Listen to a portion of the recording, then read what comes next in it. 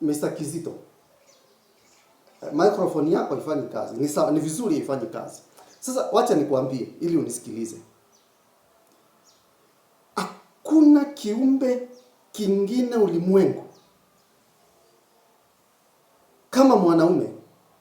Mwanaume upenda watoto wake kuliko mwanamke aliyewazaa. Kwa hii leo kauli yangu isikike ulimwengu wote, lakini ni kweli. Nikuulize swali. Usifikiri hao watu wote unaona masingo mother wana watoto kwa migongo barabarani wanakula shinda walitelekezwa na waume zao. Hiyo ni uongo. Hawakutelekezwa, hawakutupwa na wanaume wao. Lakini ubaradhuli, ujinga, majigambo, majivuno, kiburi kiliwapelekea wanaume wakae kando. Kwa sababu nakwambia kwa nini hakuna mwanamke anapenda mtoto wake. Nataka kuongea kwa uchungu, na ni uchungu ulio wa kweli. Kwa sababu gani? Leo hii mwanamke ataamua akikosana na mume wake, watoto awatenge kabisa, wasione baba. Hao watoto hawatapata elimu, kitu cha kwanza na cha msingi. Hawatapata elimu, hawatapata mavazi mazuri, hawatapata malazi mazuri, kwa sababu mwanamke ameamua tumekosana na wewe mume, watoto hautawaona. Na pale ambapo kwa mwanaume unaambiwa hutawaona watoto, kwa nini sasa utaprovide?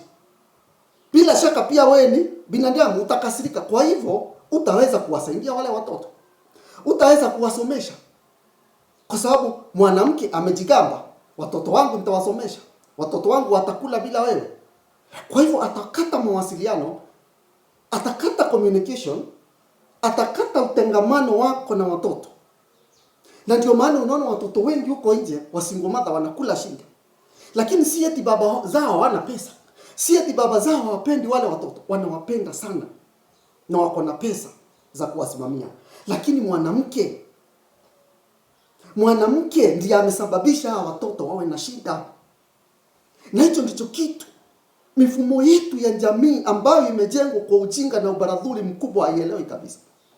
Kwa sababu wanaume wanajitolea watoto wao wakae sawa, hata pale mmekosana na mke. Lakini unakuta yule mke ndiye atafanya wale watoto wapate shida, kwa sababu amefungia baba. Hataki baba wasomeshe, hataki baba awalipie vitu za kawaida za msingi. Basi watapata usaidizi wapi? Na ndio nikasema wanawake ndio wanachukia watoto wao zaidi hapa ulimwenguni kuliko wanaume. Upende usipende, mtasikia ikiwa chungu, kwa sababu mimi Peter Mnoru, mshauri wa ndoa, nimesema hivyo. Lakini mtakuja kuniamini. Kila mwanaume anapenda mtoto wake, anayejua ni mtoto wake, hata awe wapi, hata awe amekosana na bibi yake, anapenda mtoto wake.